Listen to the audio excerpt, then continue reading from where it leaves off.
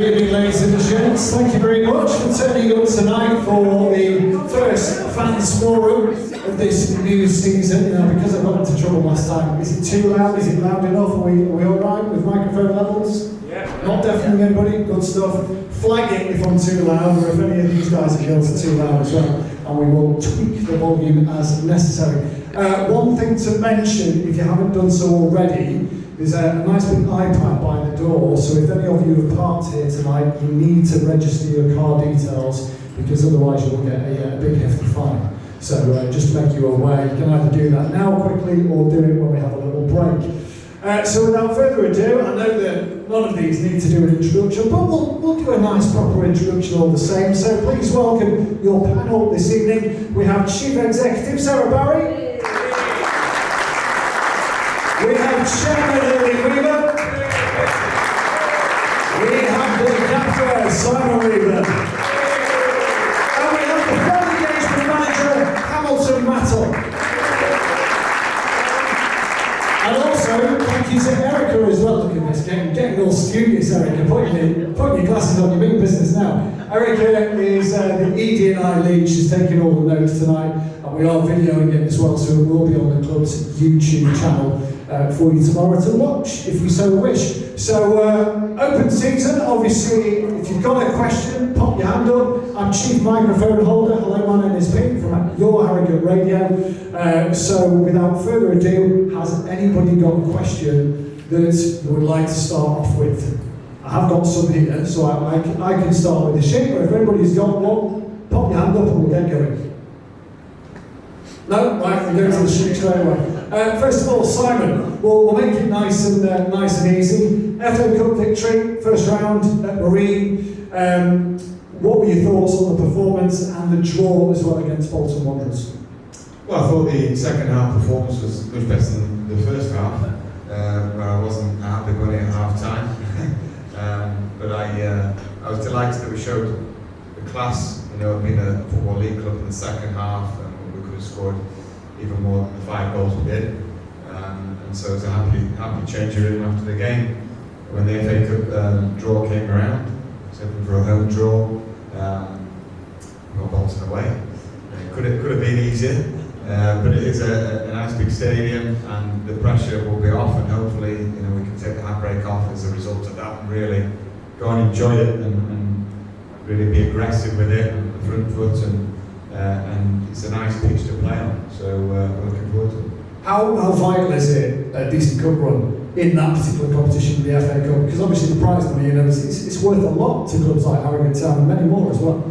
Yeah, we've had some special days over the last decade in the FA Cup, and there's nothing quite like it. You can win 3 on the bounce in the league, and it's great for the momentum, but a victory over Bolton would just be incredible, and it would live long in the memory, I'm sure, for everyone here, and certainly for us at this table.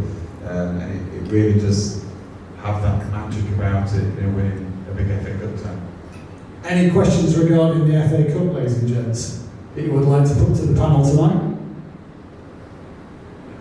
No, we're all good so far, okay. Right, well, I've got one from Stuart, and I'll let the panel decide who would like to answer this. Stuart says, would the club consider potentially attracting more home fans via a Kids for a Quid scheme? Season ticket holders can bring a friend along for £10, example. It does go on, but I'll let you answer first of all, Sarah. Yeah, we've actually done, last season, I think, last time we did it, we've done the season ticket holders bring a friend for free. So we didn't actually charge the tenner, but we might consider doing that. But we thought that went really well, we know it went really well. So we'll definitely be doing that again at some point, just finding the right time for that.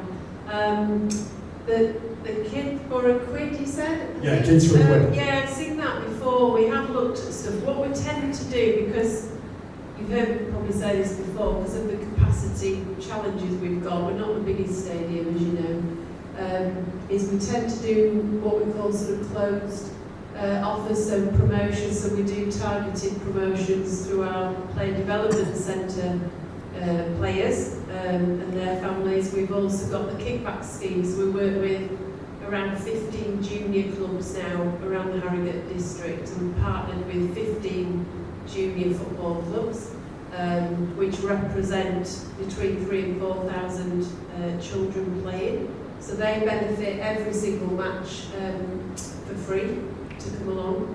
And also we've just launched our Junior Supporters Club as well, so we're doing offers through that where we're giving incentives for free tickets. So we're going down that route. The issue we have, if we do any promotion for home fans, we have to offer exactly the same promotion to away fans. So it's just balancing the yield of a game and whether that's the right route. So what we try and do is reward those that are supporting us,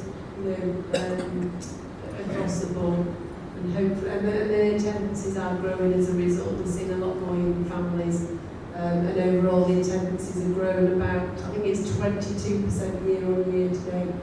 So we are getting there. It's good. You mentioned the capacity. How close? What's the timescale on the new stand? Do you think I'm allowed to say after our construction meeting at 10 o'clock? Go for it. Go on, I'm going to say it. So we have had good news today. The away standing terrace, the big terrace that's being built, all being well, subject to all the usual sign-offs with, safety advisory group, building control, etc., should be ready in theory for the end of next week. So that, that's anything that's outside of our control, we can't help. But yeah, that's really good news. And then the seated stand that you'll see is actually a home stand, so that should be ready by the end of the month. We're aiming for, we were aiming for Swindon on the 18th, and then if not that, we're trying to hit the Wrexham game on the 28th, because although it's a Tuesday night game, we're expecting a big crowd for that. So yeah, it's been over the scheduled date, is that, for different reasons, but completely outside our control. It's been a big project. Just as usual, we're building projects, you get the odd hiccup here and there, but we're delighted to say the stand, the seats will be ready this month.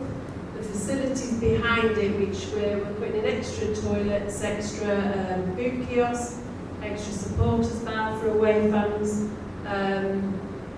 They'll be ready probably nearer mid to end of January. But yeah, it doesn't mean so we can't use the stands in the seated stand there. That's really good news for us. Excellent news. Any questions based upon what Sarah has just said, ladies and gents? Or yes, sir. Excellent. I need to get my steps on. What will be the away capacity once the new stand's open? So it's going to be around 1,148. It might be more, it certainly won't be less, but that's the figure we've got to at the moment, and what we'll have to do is see what that looks like when we've got that number in, and if there's room for more. And it's down to your egress and all the rest of it, and safety, and how comfortable it is. So yeah, we're really delighted with that. At the moment, because of the building work, we've had to reduce the away capacity from 600 to 450.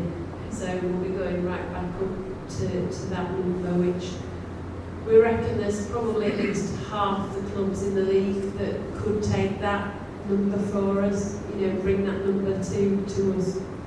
So you can imagine the difference that's going to make to the whole vibe and the whole feel of the stadium probably as well. So we'll need our home supporters to make even more noise. Yeah, and the revenue earning, of course, I wasn't going to mention that bit, but clearly it's important, really important. Any further questions based upon, yes sir? Yeah, I think upping the away attendance is key to removing all these restrictions to sell to home fans really, but we've seen plans for various other things in the next step. I've seen a full height stand all the way across behind the goal rather than small one goal at the moment, and a redevelopment of the terrace at the stand where the hospitality is. Is that in the forward plan? Are there any sort of timescale on that? No, we changed our original thinking. So I think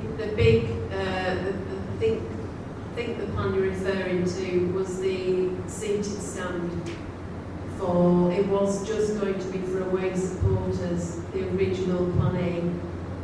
We discarded that plan because it gave a big stand just for away supporters and no extra facilities for home supporters. So and it was going to cost us a lot more money, probably threefold what we've invested, and it just didn't make sense. So we re-looked at it, and obviously what we've got to do is try and balance the need to sell more tickets to away visitors, but also we need more facilities for the home supporters because that number's growing.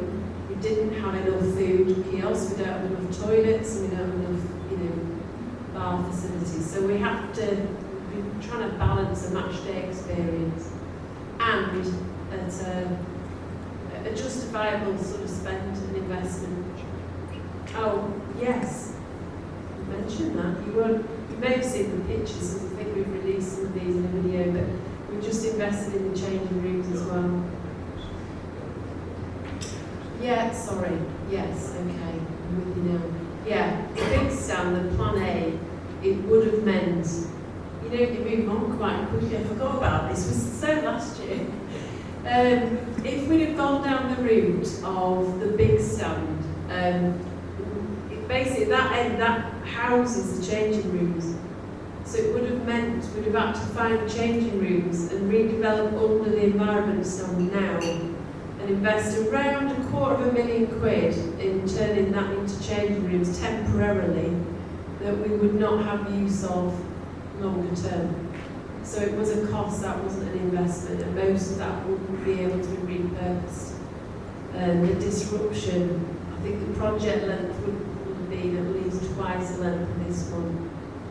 And we had to meet an EFL deadline to get to capacity and to have the 2,000 seats that's required as well. So there were loads of different factors that made us look at this again and go, this just doesn't all add up, there's got to be another way. What do we need as an attendance? I thought it was 5,000. You do. You need an operational capacity on paper, 5,000, 2,000 seats, which we will have by the time it's finished. Any more, ladies and gentlemen? Also over this way, yes. Whilst on the topic of finances, I actually have two questions. So the first one, obviously learning about the player getting injured the other week due to pitch coverings being at fault. Have we received any repercussions from said incident because the players must stay out for 10 weeks, I believe? I'm looking puzzled. I don't think we have we? Yeah, there is. I mean, we follow all the guidelines with where the covers work. You can't just put them where you want. I mean, the officials get there, and the first thing we do is check that.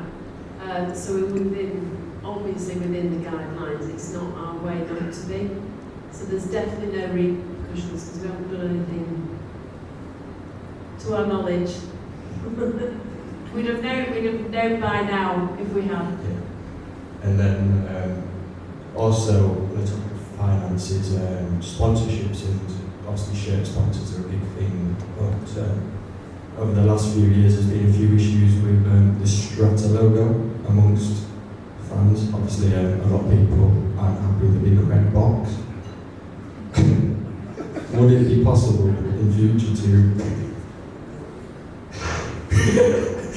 remove the box? Well, Strata are a sponsor, and that's their brand. We won't be removing. You can't just change somebody's brand. However, we will take on board your comments. Yeah, just maybe if we could position it differently, maybe remove the red and just Strata or something. I know I'm not a designer, so it might be out of the picture, but it's just what a lot of people have said. We take your feedback, so that's all we can do, and discuss with any sponsors, regardless of whether it's Strata or anybody else. There is actually, within the front shirt sponsorship, there are strict parameters with the space you can use on the front. So we stick to those guidelines as well. But take on board your feedback. Thank you. Cheers. Hello. Go back to the attendances and the operational capacity. Will there be 5,000 next year, or coming into the new year? Sorry. What will the running capacity be? I know it has to be 5 for the NFL, but obviously at the moment we've got games which are near enough sellout, and it's around 3,000.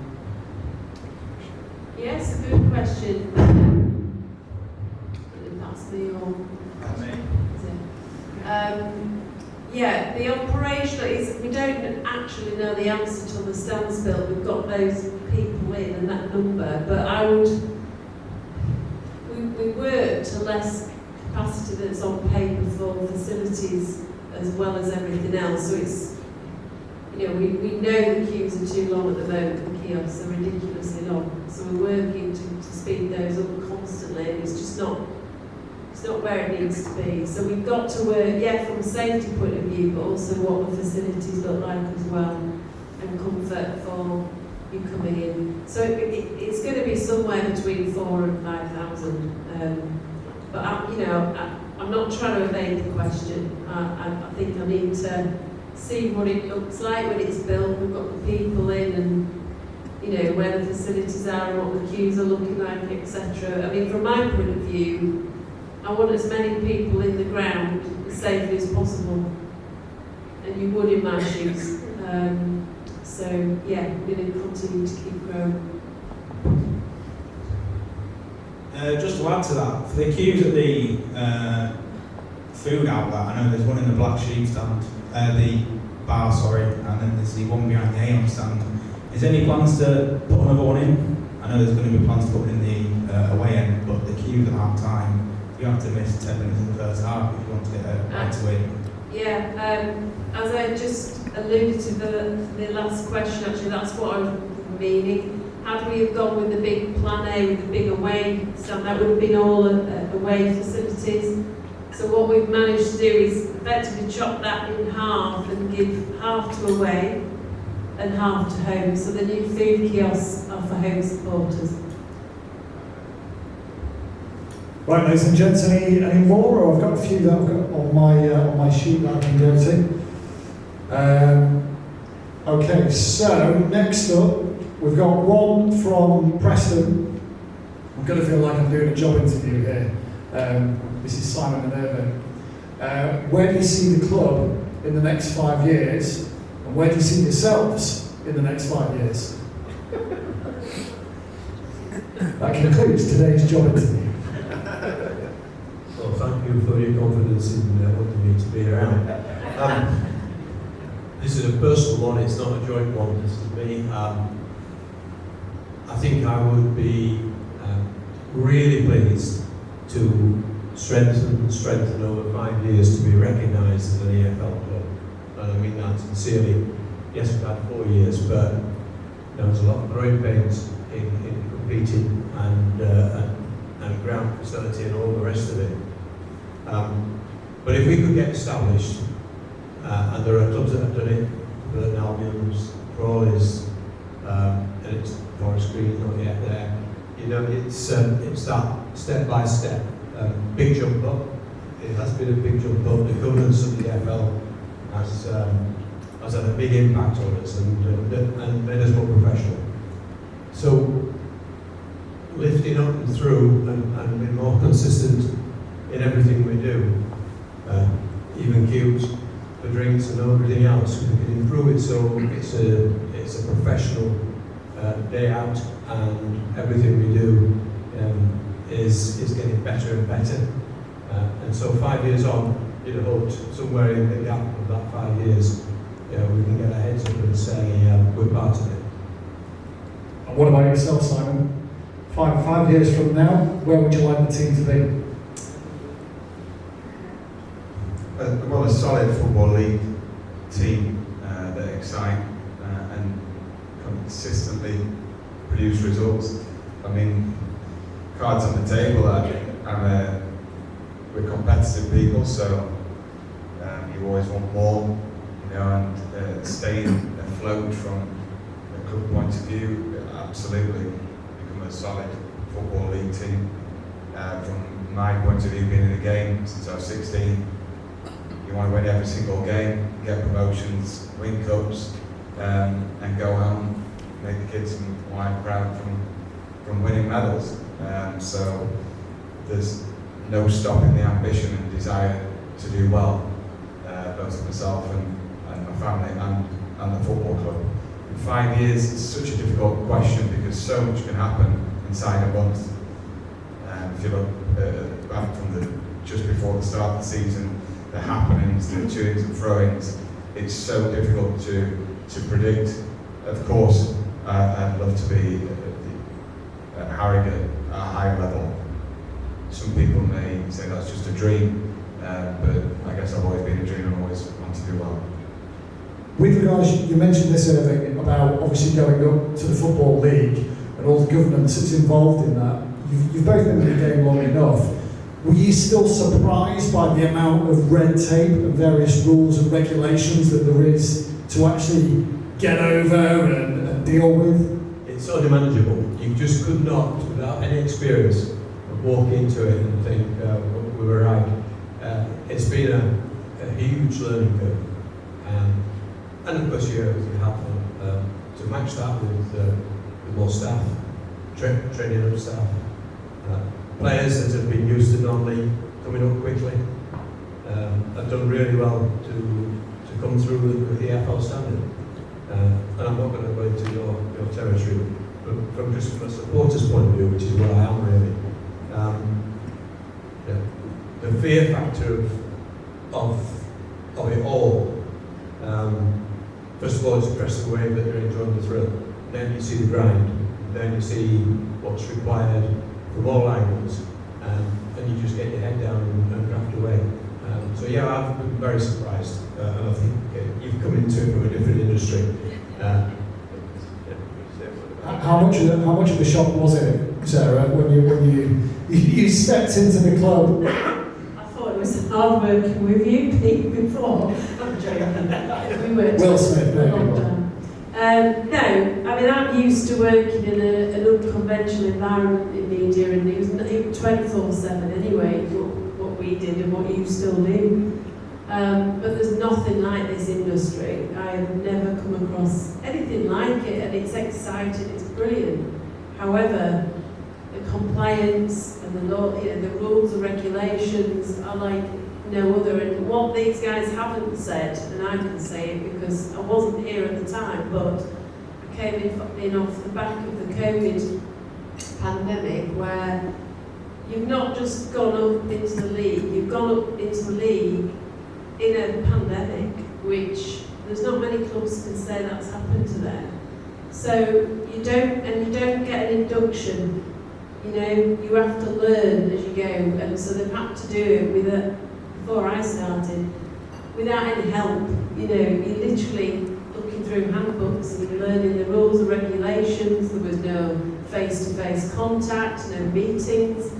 It's a lot of backtracking, and I think, you know, the club was getting criticised a lot of the time for not being ready when fans were allowed back in, and I remember that as a supporter, looking in from the outside and thinking, wow, there's a lot to do, but unless you're in it, you don't really understand that. And yeah, it's a huge, I've actually fed that back to the EFL many times at meetings and said, for clubs coming up for the first time, there needs to be a really sound and solid induction. And in fact, invited myself, Joe, our commercial director's in the room over there, and Jane, our academy secretary. We actually invited ourselves to Preston head office, EFL head office, didn't we, for an induction, and which they welcomed us with open arms, and we met the head of every single department to learn face to face how they operate, and it was really good. But they don't do that normally. So yeah, it's a big learning curve. Ladies and gents, is there anything that you would like to raise with the panel that's been said so far? Happy to walk to wherever you are with the microphone. Yes, Bernard.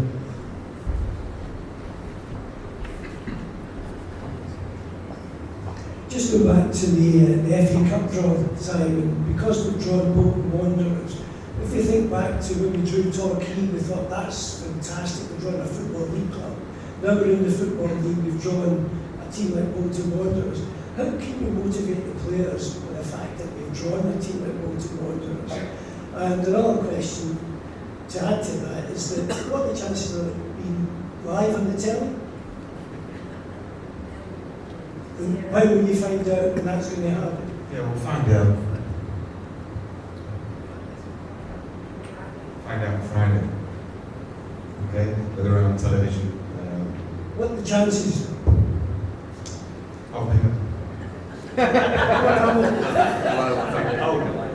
the chances. Oh, well, yeah. I mean, first of all, the first question: how do we motivate them? Well, you know, motivating to get through to the next round, which will be the furthest we've been in the competition, and also beating Bolton Wanderers. We'll have some star performers on the day, so their profiles out there. You know, whether it's BBC, ITV, Sky. You know, but for personal memories as well, everyone can take home, you know, and have a real buzz and excitement about. It is a big fixture. It was an incredible journey home that day. We're a non-league team, Conference North, beat Torquay, and what an occasion it was. It was great when we beat Portsmouth. What a journey that was back, and yeah, you always remember those moments. But beating Bolton would probably surpass those memories, and it would accelerate us on again. And who knows who would pull out the hat as well if we were successful. But I think the trend is it's David with Goliath every time. We're no longer David, unfortunately, when he comes around to coach. We're part of the EFL and seen as that. So there are lots of non-league clubs in there where there's an excitement about, look at what happened in the last round at Barnsley. Incredible. And so that's really where they focus. We might get the highlights, which is a small part, but anything is worthwhile. But I can't see us being on the full match. Financially, what would it mean for the club if it was live? Oh, amazing, quite frankly. The TV rights for FA Cup getting chosen, and it is potluck, how it drops. Quite amazing. More valuable than prize money and the crowd share. I actually know somebody who lives in Bolton, I know him quite well, and he disappointed me when I said, well, what kind of crowd? He said, well, they just don't turn up for cup matches. I said, oh, that's great news, thank you very much.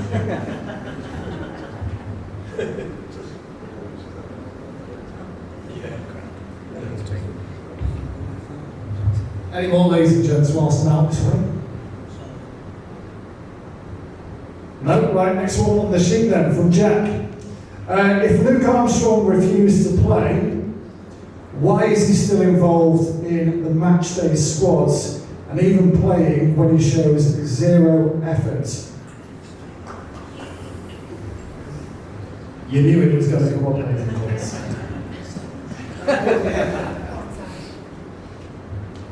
I think if you refer to the start of the season, it was a troubled start for that reason that Luke didn't make himself selectable for the first game. I was at the meeting a couple of days beforehand when he informed me of his decision on that day, but it wasn't a case of you had to be in the room to realise that this wasn't a conversation that was easy for him. You know, he walked in and he didn't point blank refuse to play.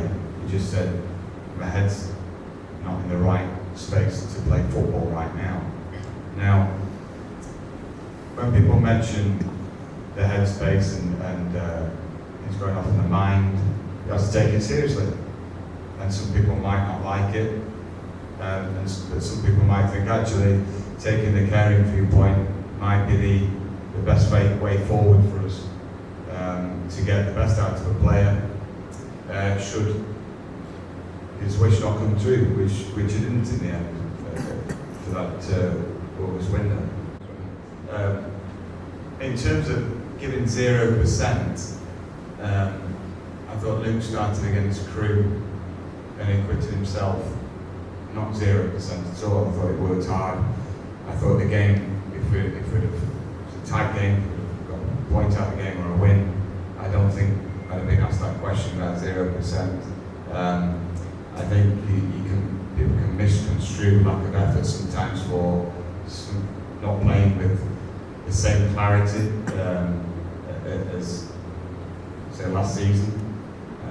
He did have to overcome a disappointment, which is disappointing news for us all because we want everyone to be ecstatic about being here. But in his life, it was a major happening that didn't happen for him in the end. And as I've already said, in football, a lot happens in a month. But in an individual that suffered a disappointment, a month isn't too long. It's quite a short space of time in order to recover from that disappointment mentally when you play at a very good level. And to be able to, get in your stride again and play full pelt. So he's had to try and overcome that. He was still full of disappointment in my opinion, and it did affect his game, and therefore I picked others ahead of him, which I'm allowed to do that because I'm the manager. And he accepted there's still disappointment in himself and manifested through to his game, so he accepted that. And only when I felt right was ready to return, which I thought that was the case against Crewe, did I select him.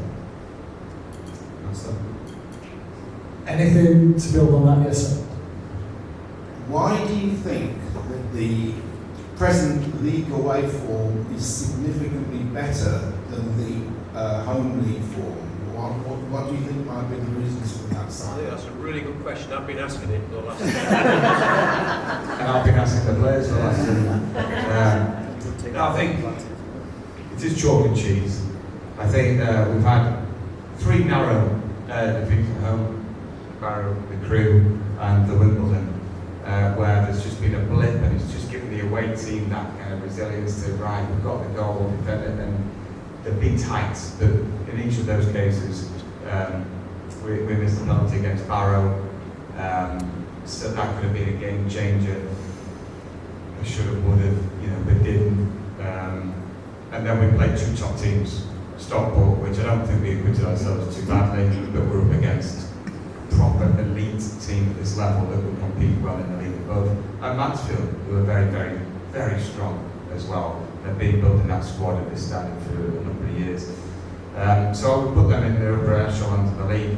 I think away from home, we haven't played that category of team away from home, not taking away the achievements, but we've gone on a good run of being really compact, dropping to the middle third, making sure we're gritty, one in all in, real camaraderie, and we've broken with pace when we played at home.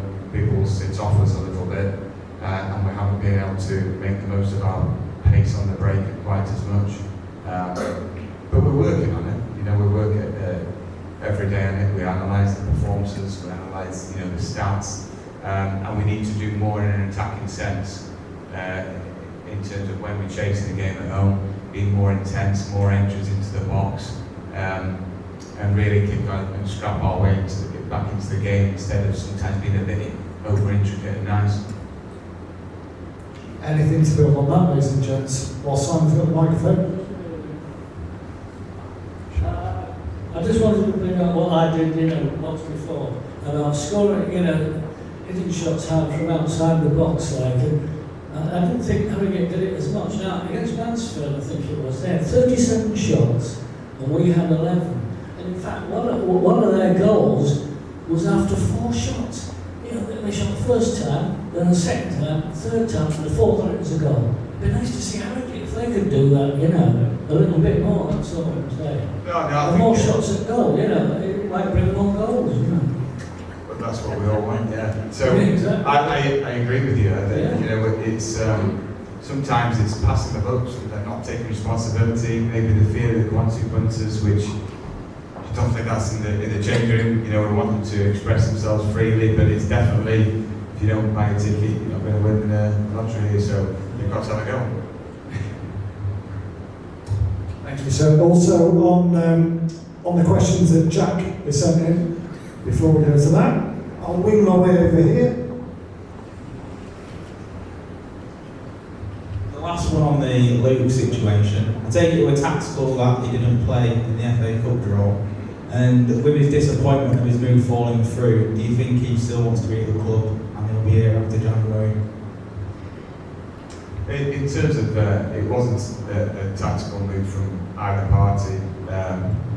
He dropped out just after his work with Ben Rowe, with the team at the extended warm-up, and felt his knee and felt he couldn't play. I then had to make a decision about the selection of another player, and went forward with that immediately, changed the set plays, and we just went right, it's going to positive note about who we can pick, and that was that. What was your second comment about that? The second one, do you think he still wants to be here come January? I think we'll have to see what happens between now and January. When the window opens, it all depends. He's our player. You know, we expect and know he'll give us 100% until that point. But who knows what happens in January? Everybody has got a price, but they have to pay that price if Harrogate can't let anyone go. You're looking to get rid of it? Not actively, no. No, it's about we always want to be a strong competitive squad. We always want people who want to be here, obviously, and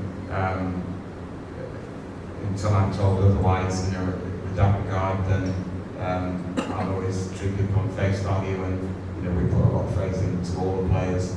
But in January, like I say, everyone wants to strengthen and get better. I'm sure being a good player will be the subject of more interest.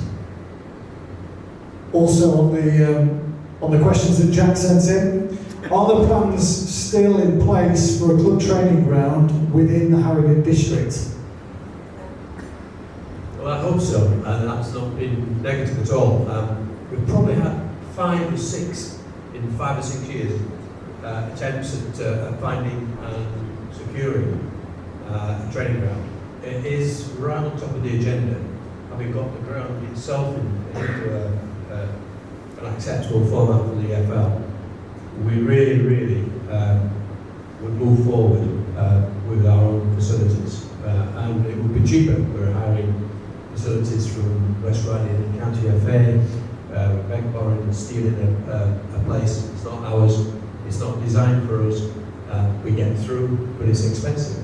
So, and we would also accommodate not just the first team, but every team. Play development centre would blossom as well on another artificial surface that we would have to have weather constraints. So there's been lots and lots of work over the years. We have a project at the moment, and after all the experience of the last 5 or 6 years, unless it's on the dotted line side, I won't tell anybody, talk to anybody about it. I don't even have the confidence to do that until we've got something sound. But there's been a lot of effort gone in. Maybe ultimately one drops. There's certainly another plus would be recruitment of players at recruitment stage. With your own setup, professional setup, it would certainly help. I think, you know, being one of the smallest clubs, we actually probably have to pay more because the kudos. I remember a situation summer before last. A player was choosing between Stockport County and Harrogate Town. Well, he's been a staff in Stockport County for the last season, and so having a facility that's right up to date and it's ours, and it encompasses the gym and all the rest of it, that would certainly help us to recruit. We probably didn't have to pay over the odds to persuade people to come and join us. Please tell me that player's not Louis Barry. Please tell me that player's not Louis Barry. No. Another one as well that Jack added, and this might be for you, Simon. it'll be like the heat in here tonight actually. What are the chances of pre-season tour abroad? No. Spot. Can I ask the question back? Yeah, Where? Don't know, doesn't say. Sunny Beach, there you go, Sunny Beach. Yeah, that'd be great. Harbour would be nice. Scarborough Beach, yeah. Scarborough, nice. Well, I know there's some operators out there that do deal with football clubs, abroad and take them on away for 2 or 3 days and for friendlies, which would be great, but you've got to weigh up, the cost. It's huge figures out there for a couple of days, fantastic. But then pre-season is about hard work, whether you're abroad or at home, and just getting fit and injury prevention. But yeah, it sounds brilliant. You can find a great deal to present to these two over here. Sorry? What's your budget per player? Not a lot. Not a lot. Any more questions in the room, ladies and gents? Or should we take a... was that Handel? Were you just scratching your head, Bernard? Just scratching your head. But yeah, travel agent. Should we take a 5-minute break? 5-minute break then, ladies and gents. Help yourself to teas and coffees, drinks at the bar, and we'll get going again with hopefully a few more questions very shortly. Thank you. All good, all sitting comfortably. Okay, I've got to go to the back of the room because there is a gentleman who's got a question all set to go for the panel. So, David, over to you. Thanks, Pete. Hi, Simon. This is a question for you, but it's in 2 parts. Just going back to the London Council situation, do you feel that with the influx of American influence now in the AFL, that's raising expectations of players within League 2? And the second point is, does that influence from Hollywood have any bearing on your decision to play a starring role in last week's blockbuster at the Harrogate Heroes Awards?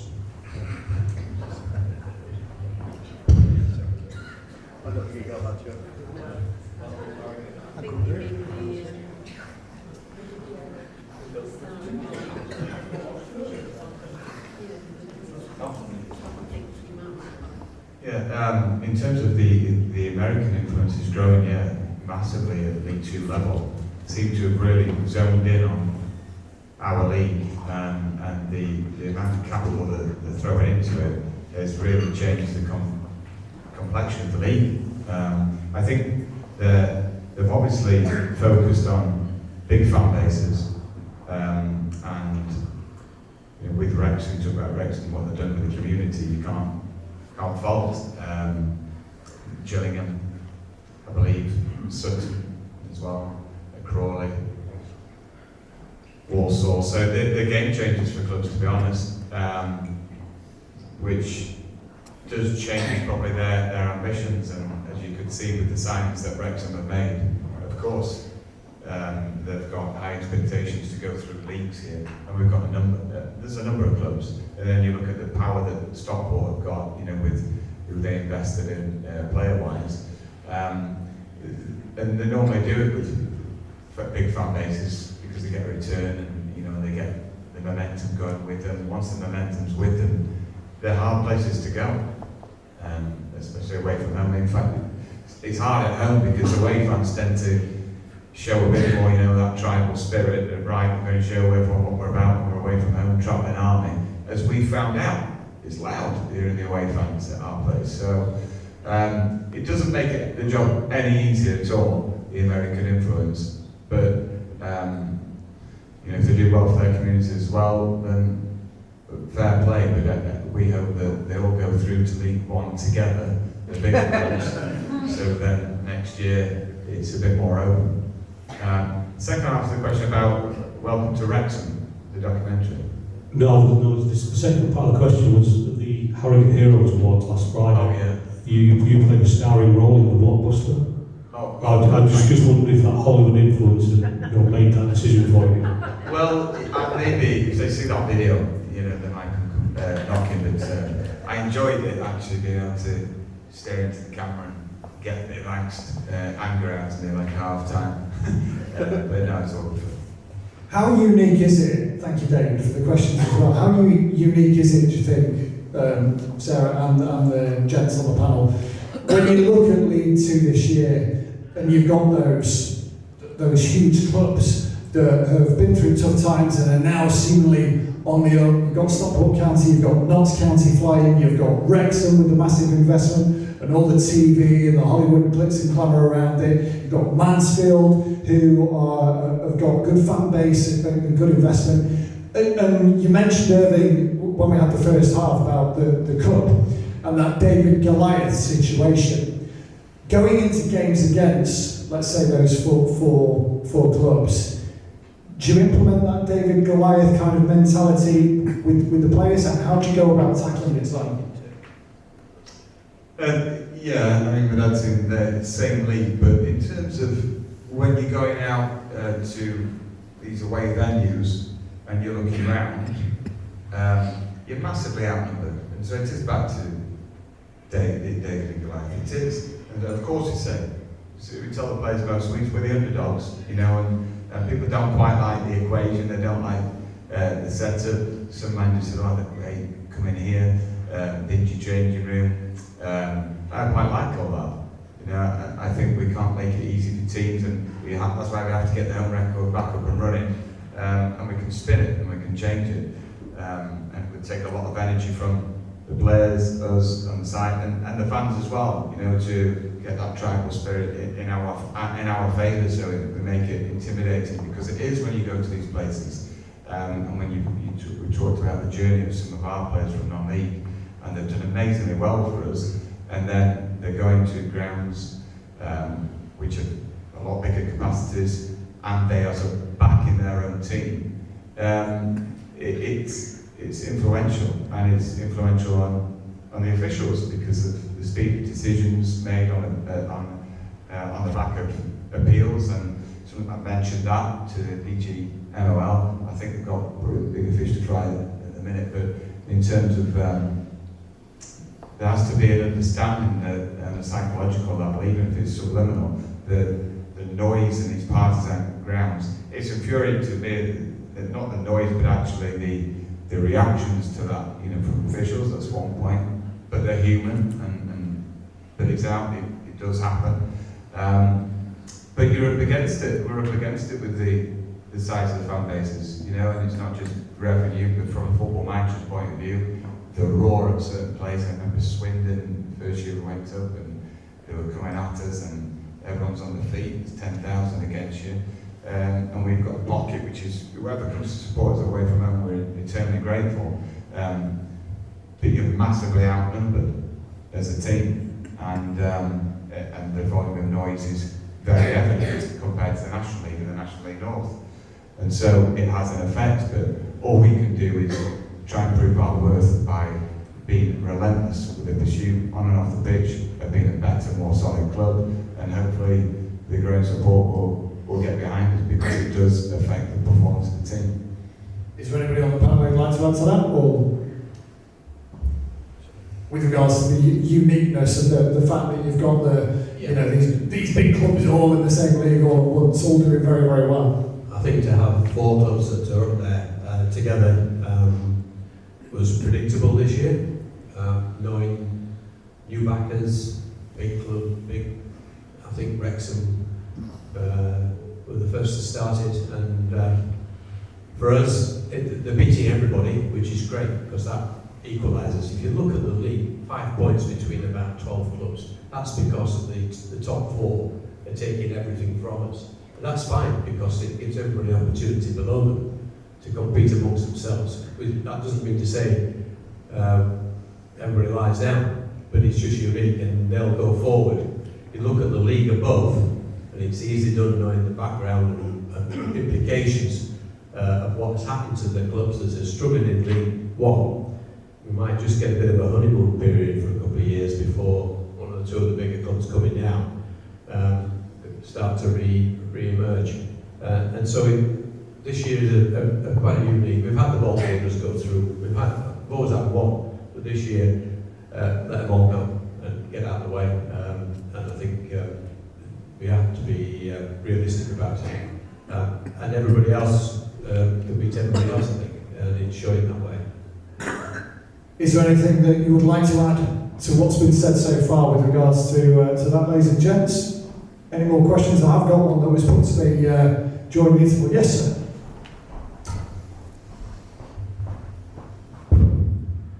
I'm just wondering what plans or what areas you think need strengthening in the January transfer window? Well, we'd like to be, we'd like to score more goals, and we'd like to concede a fewer goals as well. But in terms of what we can do, and what we'd like to do is something different. The reality is, we've been very competitive with the budget this year. We've worked hard to recruit good lads, good players, but it doesn't mean to say we can always just go for it in each window and bring players in because of all the reasons that we've just mentioned. Is that fair to respond in that way? Do you think? We're being honest, we can't keep going. I think there's a correlation, obviously, between capacity crowd that we are achieving, the amount of fans that are coming through the gate, and the bad restrictions, and hopefully away fans that will help significantly. So I think you've got to be realistic. There's no point in putting it into a situation where it's not retrievable. The clubs we've been talking about, they're not spending on infrastructure. We've just finished now after a 5-year strife to get us into a position of 5,000. So it's not always about pressing the button and wanting and wanting and wanting. It's got to stabilise and come through. We're quite pleased where it sits at the moment. They always want more managers, don't they? You just stirred it up. Anyhow, it's And also we want to work with the players if they're honest, and we think that we've got growth in the game. Someone's saying about conceding fewer goals. We can work on that defensively. It's not always about getting another player in to replace someone. And I understand from a fan's point of view of being one where you go, oh yeah, what's that next big signing, or that we have to operate differently sometimes and work with the players we've got, and we know that they're capable of doing well. Just with regards to the players, Simon, and it'd be interesting to see, ladies and gents, whether you agree with this or not. So somebody wanted to remain anonymous during the break. Said, why is it that, in their opinion, the club has had a number of signings that the fans get excited about, and then for whatever reason, those signings don't always seem to gel that well. Is that a fair comment? What are your thoughts on that, Simon? Well, I think in most clubs, even the elite clubs in the Premier League, there's always 2 or 3 that lead from Manchester United, or especially Manchester United, Liverpool. You go through all the Premier League clubs, if you look at the transfer windows, and certain players you've probably never even heard of have left, because they haven't quite settled. In terms of, for us, maybe a couple that suffered early injuries that have scuppered their progress in terms of our current squad. Like James Daly was just settling in, a knee capsule injury, which has put him back, which is unfortunate for him. But he's a really honest guy, and I know that he's got good power in his game, he's more to come.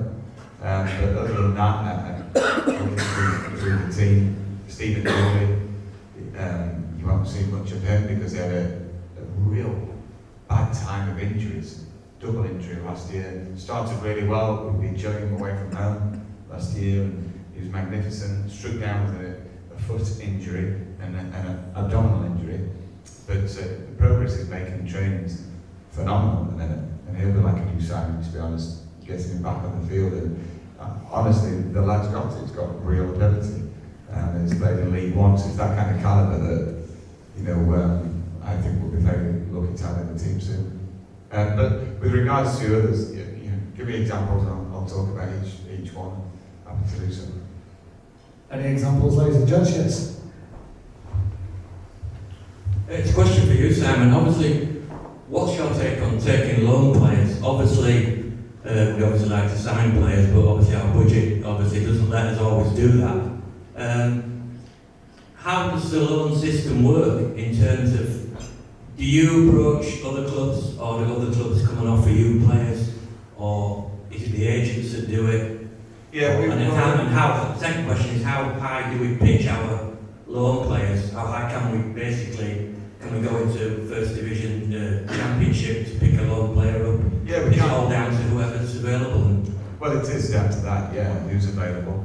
At the start or the end of each season, we always put out, send a video to clubs of, we did last year, the year before, of previous loan signings who've enjoyed their experience with us. You know, there's quite a number who've gone back to their clubs, like Huddersfield, have gone to play for their first team and done well, but talked about it being an important stepping stone, coming out and getting some Football League experience.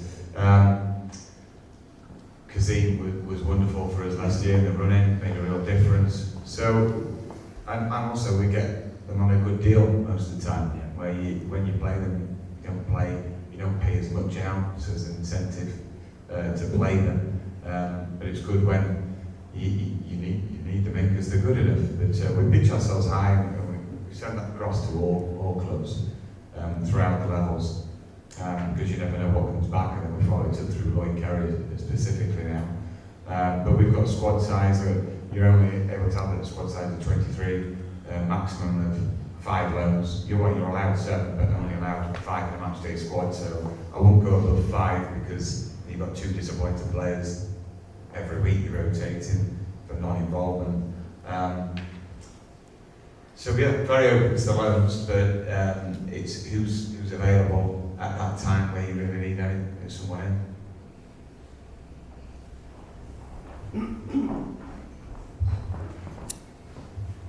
On loans, it surprises me we never have anything with Leeds. They train very near to us, they keep track on players with us.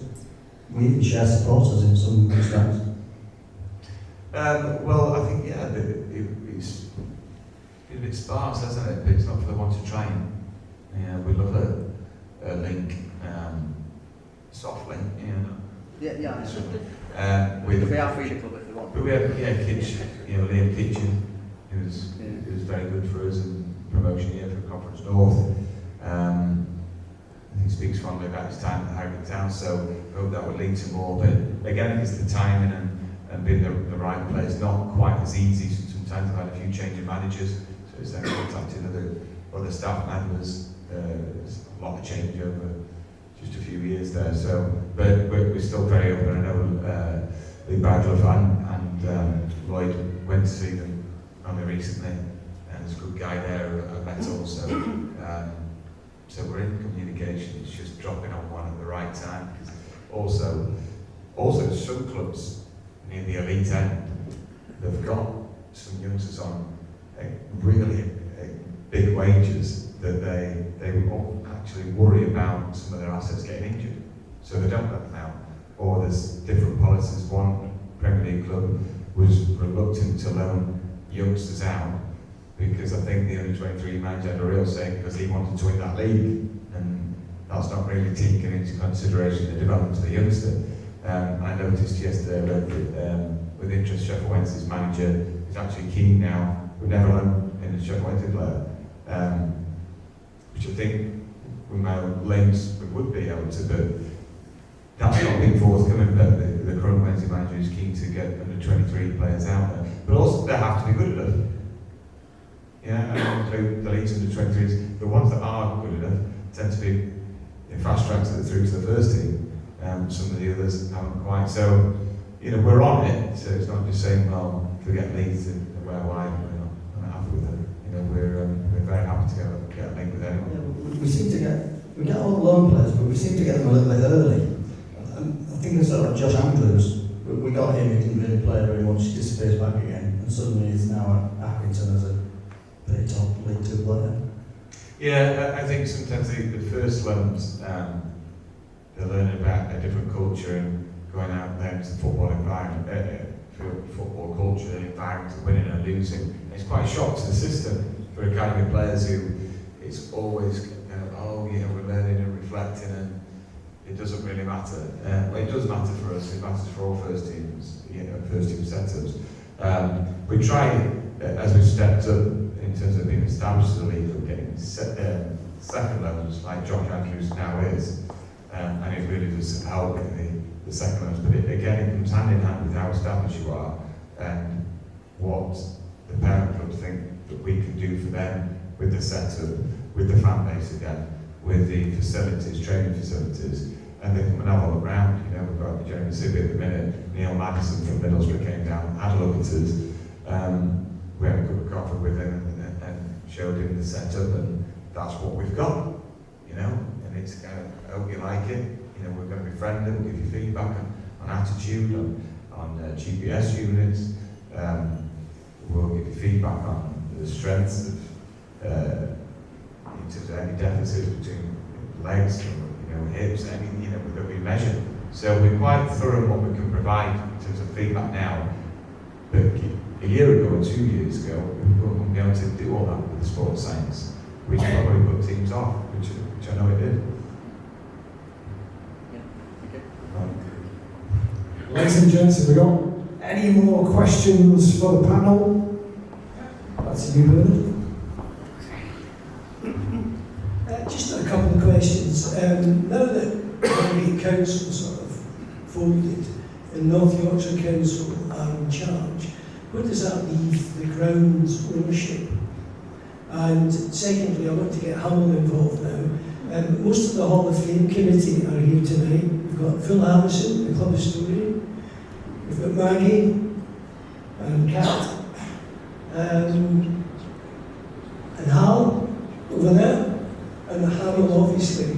And to get Hamill involved, could you give us a quick update in a minute about the progression in the different venues? Because we've already obviously got the Hall of Fame board at the hotel. Have you all seen it? If you walk along past the bar, there's a fireplace, look behind it, and there are the first 12 inductees. We had a wonderful launch in February. There was over 100 people here. Inductees who are still alive and the families of those who passed away all came to a wonderful event. So if you've not seen it, go and treat yourself. There are going to be 3 more venues, 2 at the club and 1 at the club shop in the next few months. So if Hamill could give us an update on that in a few minutes after there's a bit of information about the club ownership. But we're on a lease for the land, which is not unusual. It's got 100 and odd years of history, as you know, of a football club. As long as football's been played on there, that lease is secure. It actually it's really secure. The more years that go by, and it transfers direct from Harrogate Borough Council to North Yorkshire. So they are now our landlords on the land lease. How supportive are they so far? Right? North Yorkshire, are they supportive? Have you been in touch? Well, it's a legal document. There's no reason. Is Carol Les the leader of the council? I think North Yorkshire have been very busy getting the transfer of everything from local authorities that they've had their heads down at the moment. But they're supportive of us from the Safety Advisory Group. Very supportive. So we've got no axe to grind at all. And the lease is the lease. It's in perpetuity. Because North Yorkshire are the owners as such, would they help the club find a suitable new ground? I wouldn't have thought so. I think that you battle your own canoe. I think it's very difficult for a local authority to start, or a county council to start being focused in on one single entity. I would have thought that's very difficult. We've only just finished getting 5,000 into this one, Bernard, but we need to make this I'm just thinking expand first. Long term. Long term? It won't pass my bedtime when that probably takes place. Hall of update. Yes, Alan. Right, so the Hall of Fame, it's a great initiative driven by Bernard and the volunteers. We are waiting on some material that's going to arrive in the next couple of days, and hopefully in the environment ban, those pictures, documentation will hopefully be up, if not in the next couple of games for everyone to see. So it's been a long process as such, but it's been a really thoughtful process. And coming from, there's still lots of work to do in terms of recognising those people who have helped the club throughout the over 100 years history. And we've had to start at a certain point. So most people who can afford that should have been on there. We're still learning all the time.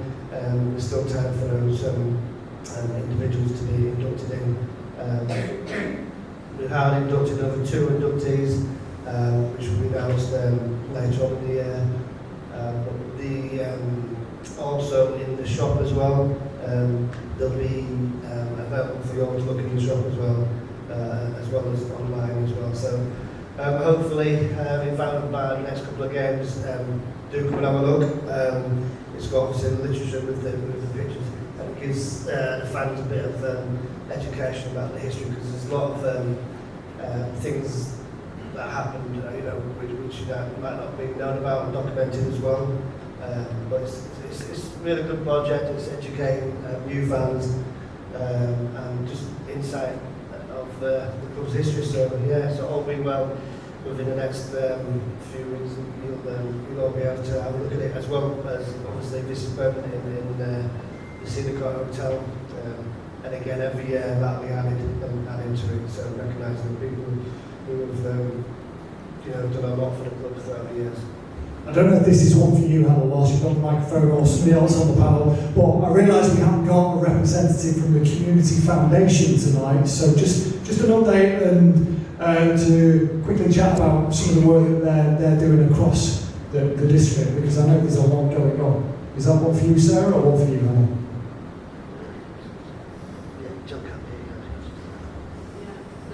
Actually, the Community Foundation's got their board meeting this evening, so yeah, they're working hard on building that. It really is very much focused on schools still. Community Foundation, obviously all the different programmes, and trying to get grant funding for more programmes to support more people, because obviously we've got to a point where there's only so many people we can help. So I think the next sort of raft is where is a need. Obviously I don't know if everyone's aware of this, but we partnered with I think it's 9 schools still at the moment that we're benefiting. So we're coaching children, preschool, after school. We're doing things like the running clubs. We're doing man versus fact. We're going into rehabilitating prisoners that are about to be released as well. We're doing that. We're working with various different charities, mental health. So there's a lot going on across the board. I think the next stage, though, for the trust is to find more grant funding, because we've almost saturated what we can do in terms of ratio of staff, coaching staff to people that we can help. So we need to step up again. One of the things that I think, again, due to when it really became in its current format, Community Foundation, was during the pandemic. So it didn't actually get the launch that a normal charity would get. So the profile of the charity needs to grow. The awareness level of what the Community Foundation do, what it's there for. Yes, it's part of the club, but it operates completely separately. And I think a lot of people think it's the club, and any money raised goes to the club. It doesn't. It goes purely to the Community Foundation. So we need to work, which we do very, very closely with the foundation, to get the awareness of what we're doing up and out there, so that will help the grant funding. It will also help get more sponsorship because that's very much badly in need. We do support that as well, but you know, they need more of that.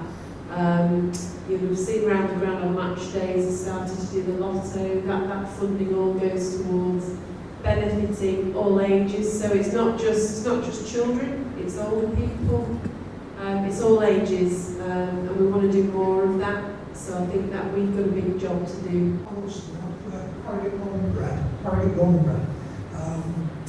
I've been following you for quite a few years. I went to school with people who used to play way back in the 70s and stuff like that. So I'm really proud of how the club's come on.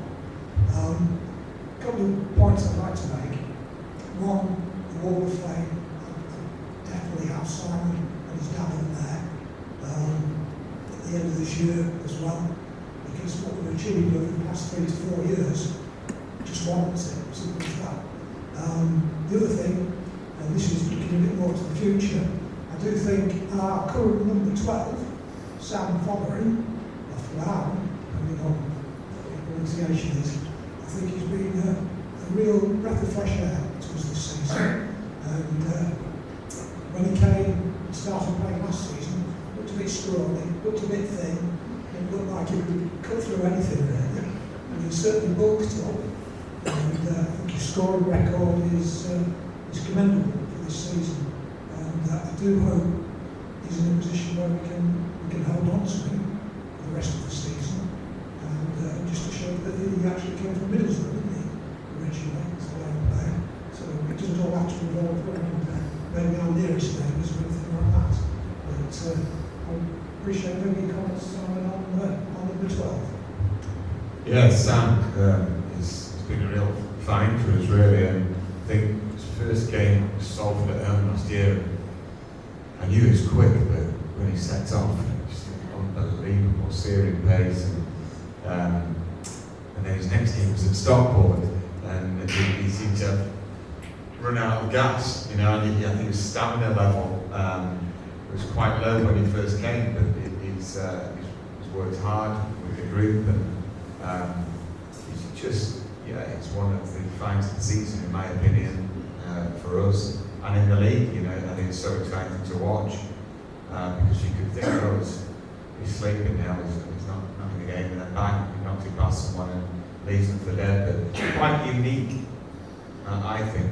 You know, I'm intrigued by him, either in training, and I also think he's got ability as well as the pace, you know, and he's strong. He's actually, you're quite right, he's built himself up, and really good guy. And there's an added bonus now, he's having, so we had a chat a little while ago about nutrition and everything, and we realised that he's having a better breakfast in the morning, so he's on porridge. So he came in last week, and before he even take his coat off, he's in the breakfast area, and he was eating his porridge like this. I said, "Oh, we made it, we cracked it now, Sam. You know, you're nailing your porridge every day." So he's just got big open smiles. Yeah. So, you know, he's training hard, and we're delighted to have him. Whether he plays on the right, the left, or up front, so it's a threat. And what about the thoughts, Chance, of going on the Hall of Fame as well? Oh, nothing to do with us, those two. No, it's, I think, so yeah, a bit awkward now. But thank you. Going back to Bernard's question regarding the council own the land, do the club own the assets on the land as the new stands what being built? And then the next one following on from that is the planning permission got put in for the 2-storey bar at the Black Sheep stand. Is that still in the process of the club, or are we going to stick to it? And finally, is that it for the building work now, or are we going to keep going? I think we've earned a rest. Let's see if we can get more people into it. It's up to us to entertain and win, change the home record, and encourage people to turn up. And I think that's a really big focus for us.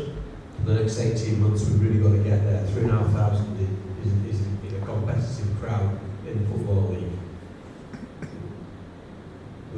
We're not there yet, but I think with the initiative that Away value them, obviously, for what they bring into finance. That's a really big issue for us. And I've just lost track of the last one. It's on the asset, yeah. The asset is as I explained, the lease is about the relationship, the rules of the game. Now, if you're playing football, and you didn't even have to be professional football, it was an amateur club for a long time, that satisfies the lease. And whilst you have terms of renewal, that is an automatic renewal from a 1954 Act, where fortunately it's in place that as long as we comply, we pay our rent, and we're a professional or an amateur football club, the lease is in perpetuity. It's on a 25-year review each 25. We've been through one of those. It's not something that concerns us at all. There's 100, how many years now is it, of history behind it. It's just secure, very secure lease. And the club own the assets? Yes, indeed. With regards to ambitions, Irving, and all of you too, you mentioned obviously the ambition of getting more bums on seats, and that comes hopefully, with the team performing well and winning plenty more games too. Where realistically do you think is a good target this season? I will pass you over to Sarah, because her initiatives are expansive. You've hinted already, just how you try and entice. And I know you need a successful team along with it, and we will be at home. It's just how it's happened. So maybe I'll pass you over that, because the responsibility seems to be with you, unfortunately. Are we talking about the football, or are we talking about the numbers? Well, club in general, yeah. Oh, I didn't know if you meant how high up the league. Well, how high do you think they can go? I can try and answer that. Oh, sorry, I'll take it back. It's not fair. Oh, no, I don't. I thought you were talking about how we can be successful financially through. Yeah, no. I can Let's do answer both. that one. Why not? Absolutely. Yeah, I mean, look, nothing's changed since I joined, and it won't change all the time I'm here. My job is to try and get this club into a sustainable position, with or without our chairman and owner. So that you've probably seen a lot. It's been in the news this week. The King's Speech, the fan-led review that's going through at the moment.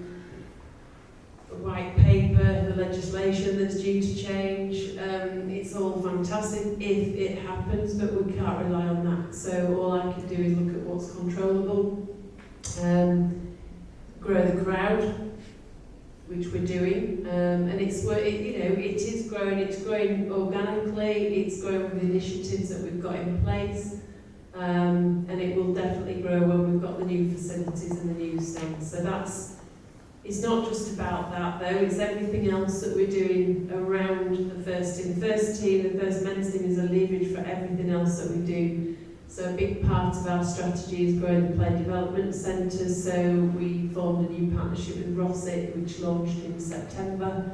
We're coaching, I think, at least 60% more children now, and we started younger, so that's from age sort of 5 upwards, and that's growing. By the end of this year, I can see that being double, and then we're going to be adding another one soon. So that not only means we're coaching more children, but we're getting those first-time fans that have been going on about for 2 years now. But we are getting more first-time fans from the age 4 or 5, and we know that once we get them at that age, they're ours. They're not Leeds United, Ferns, Harrogate Town, which I know we've got a few of them in the room, but they're born and bred Harrogate Town fans, and we're seeing more and more of that. We're seeing more of the brand. I love it, I'm driving along and see little ones, and we've got I can spot you a mile off because you've got bright yellow, which is great with our brand. You can see it, and I feel so proud of that. So it's all coming together. I think it's safe to say everything is coming together. Everything's going in the right direction. If this fan-led review happens, great, that'll be even better for us. It will be transformational actually, but it won't stop us doing all the other work that we're doing. And I think, and Simon's always said that by the time we're custodians, by the time whenever that happens and that ends, we leave the club in a much better shape than we did, or when they did when they first joined, and I'd like to add that for myself as well. So yeah, we're really committed to it, and it's not happy, we're not there, we're nowhere near it yet. But we can see how now we're going to make that work, and that's what's important. And you talk to all clubs, every club I visit, we go, we share ideas, what's working, what doesn't work, what does it look like for a Harrogate town, because there is one thing I do know, no two clubs are the same, they don't operate the same. You can't go, let's go and talk to, we were talking about Exeter earlier on today, let's go and talk to Accrington, yeah, which we do, but we're all different, we've all got our little quirks. We're unique in Harrogate. Harrogate is unique. It's amazing. We've got a very amazing demographic in Harrogate, and so it's making it right and work for us as a town and as a club, I think. So yeah, that answers that bit, and I'll let you do the football stuff. I just add that to that is that it's always present in my mind that we're growing through being in the first. It's got a wonderful history. I don't take that away for 1 minute, the history of the club. But we are a first generation football league club. First generation. We're growing it, and the second generation will have another layer. But that's time. It's from birth to being 8 for a start. You've got, we're growing that first generation. Other clubs have got it waiting. They never leave it. Their loyalties go back. Three generations, 4 generations. We're on first, and we're having the hard yards to do to expand that first generation, and ultimately a second generation should come through. It's just organic, and it makes it hard, but we're having a go. Yeah, and I think on the footballing front, where we can finish. Looking at how tight the league is and what separates us and 8th, of course it's in my mind, and I would think in the mind of our players that, well, if we can get over the next couple of months to mid-table and you're not looking over your shoulder, then quite conceivably we could be looking upwards and think, right, you know what, now we can really take that break off and play with freedom. If we can crack it at home, because I think all the lads are aware, we want to do it so much. And we don't want to be desperate, because that adds a bit of intensity within. But if we can crack it at home and get the atmosphere really going, because we're exciting people, then hopefully more points still will go on the board, and we can really climb and achieve. But yeah, I think I'd rather say that than say, well, the highest we can go is mid-table, because that's really boring. I'm always wanting more than that for the players and for everybody involved. We'll get ordering those Quaker roads. Porridge, it's the way forward. Porridge. That's what we need. Ladies and gents, is there anything untouched? Yes, sir. Go on. Plans going up. Thank you very much. This is for Sarah, really, Irving as well. Is there any chance that you can go to New Balance, ask them to go to Dayglow Yellow, get in touch with Dortmund? There might be a link up there, and then we can use Dortmund as our feeder club. Let's think higher. Nobody's asked. Simon's got a brother that's married to a German girl, so we've got a bit of it in there. The colours are there, it's ready to go. There's got to be something in that. I can see Joe's brain ticking over now. We'll get back to you, but thank you. Yeah. Would it be possible to have the drum on a Tuesday night? sadly, we're not allowed the drum on a Tuesday night, on evening games, I'm afraid. Yeah, I get there's noise pollution, but you hear the bands more than the drum, so...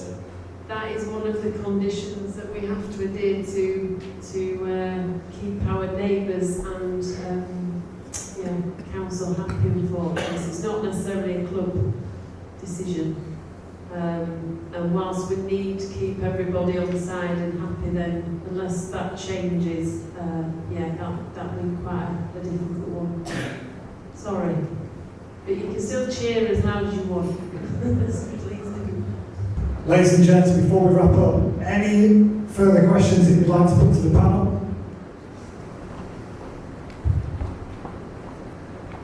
There we go, sir. Cheers, thank you. Thank you for the panel as well, being very honest tonight. Just a quick question, sort of, regarding the team. I know the team's changed during the summer. I can see that starting to gel together really well. There's periods in the game no other team can touch us. Simon, do you think we can gel even more to progress and keep that pressure on other teams? Do you think we'll be able to do that? Yeah, well, that's what we are working consistently towards. All the elements and ingredients within the team. Say we've worked hard on collectively. It's working, away from home where we're pressing from the front end and keeping the units tight, so the passing lanes are cut off and we disorganise the opposition by breaking on them and making use of the spacing behind. And say that maybe need a slight tweak without unhinging it all, with home. So we're a bit more up and at them to create early pressure, early atmosphere from the crowd, because if it's too slow paced early on, too methodical, apprehension can grow, which can feed back into the players. So we've got to create that urgency early on. But in terms of, we're forever doing passing drills, to drill it into the players and reactions from players and proper technique, working on the technique skill level. And always looking, set pieces as well, to new set pieces for and against, because defensively, until 3 weeks ago, we were actually, stats-wise, winning most headers, the number of headers in our league, in our box and the opposition box, which did surprise me, because I expected more heavy goals. But recently we've conceded a couple, one from a long throw, which is just players coming together, and needing more communication. But we're looking at different ways of defending corners and throw-ins and getting better at it, showing them on the video analysis and then carrying out in training. Because, we just want to be better. Yeah, I agree. Defensively, a lot of teams are attacking and they're just not getting through. So a lot of times the defence is solid, as I say. It's just these set pieces where teams score and then they go on. It's that switch off sometimes, when you've had a bit of pressure against you, the mentality of better breathe and then, I've missed out, and that might not be the first phase. It's watching it until the deal's done, and that's what we keep saying in training. Wait, make sure you clear your lines, make sure it's out to play, not just think, he's cleared it, no he hasn't, and then someone's made that late movement. But we're working hard at the set plays, but it's sort of often in the mind, just keeping focused.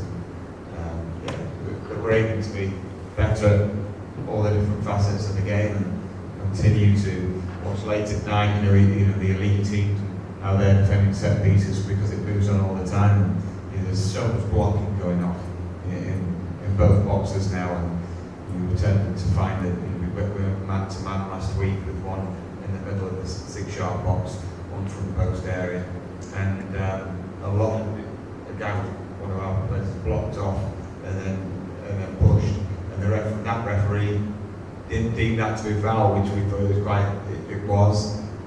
So then you look at different ways again, and when you're attacking areas in a zone marking strategy, then that's different again. But we taught the players and ask them their opinion as well. And then say, right, if you're happy with that, let's go with it. Yeah, we're still a very young team in this league. So yeah, it's great to keep adapting. Yeah. I think we can still go even higher. We've got a bit more luck in front of goal, a bit more luck in defence. We could be a lot higher up than we are now. So I think we're excited. Yeah, we're excited by the progress and always turning to results straight away consistently. But definitely away from home, we've shown great consistency in terms of return in points.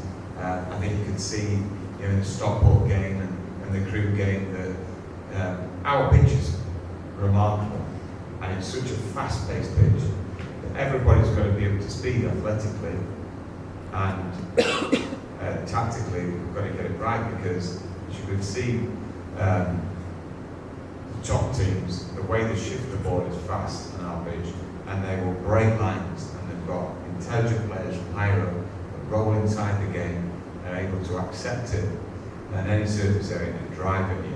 And if you leave the gap too big, then you're massively exposed. So what we've tried to do is really compact laterally, and make sure we don't drop too deep to be more competitive. It's different from the way we went to admittedly, where it's up at him, we're Ricky Hatton.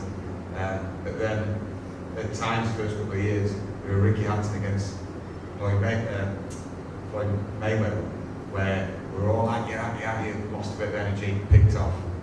And so there's a kind of trying to be a bit more sophisticated with everyone on the same sheet, pressing together, staying together, arriving together, and make sure we have that bite then where it matters, and then use some space. Yeah, got it. Yeah. That really hurt it. Yes. Very steep learning curve. Thank you. Thank you. Right, ladies and gents, if there's no more pressing questions for the panel, one last one. We've got time, Sarah? So yeah, we're happy. Yeah.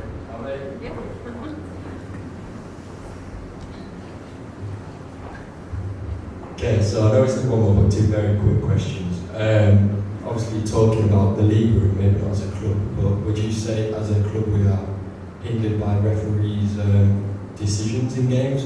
Because we're obviously a lower league, so we haven't got the best elite, the Anthony Taylors and stuff. But obviously, from the stands, I see a lot of decisions that maybe Harrogate should have had a penalty, maybe we shouldn't have given away a penalty, but it's been given against us. Would you say as a club we'd be a lot higher if it wasn't for said decisions in a way?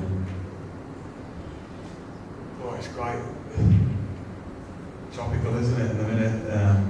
Thankfully there's no VAR, so we'll have to contend with that.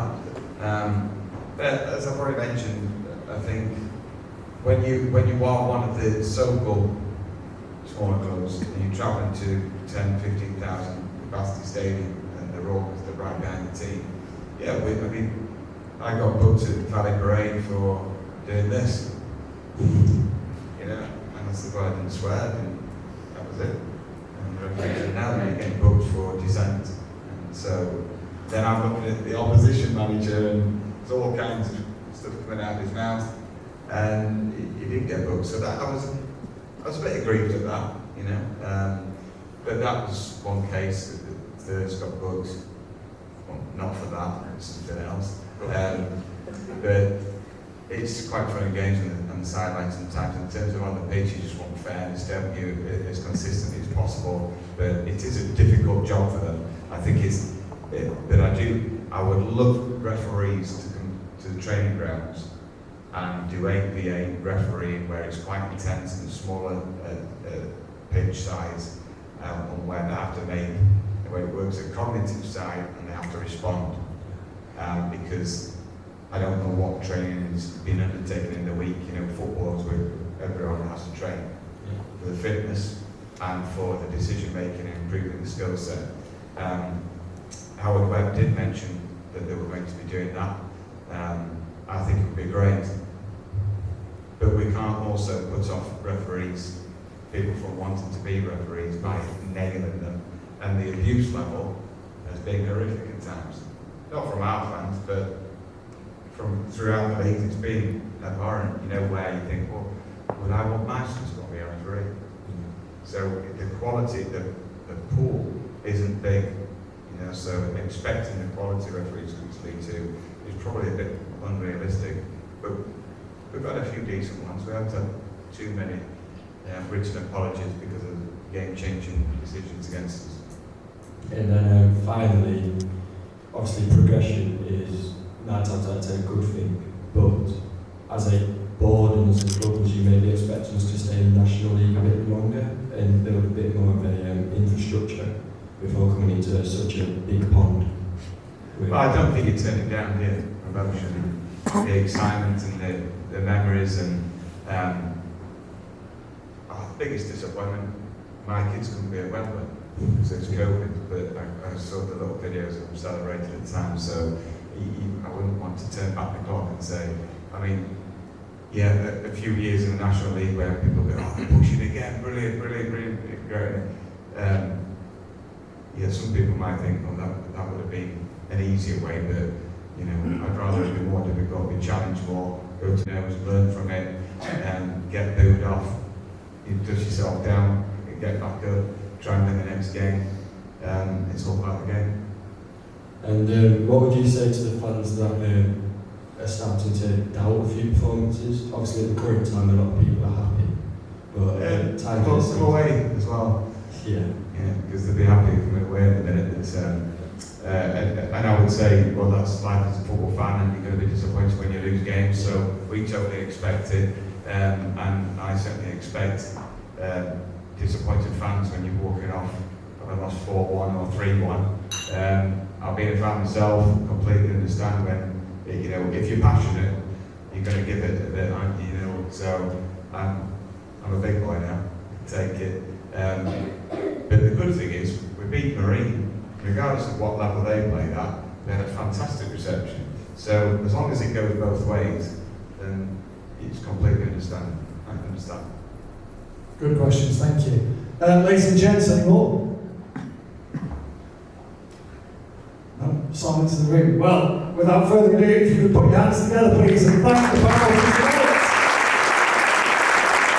Hamilton Massive, Sarah Wheeler, Sarah Brown. Thank you to you for turning up, and for those of you who sent questions in, ask questions on the night. Safe journey to Walsall if you go this weekend, and it goes without saying. Come on, Sam. See you next time.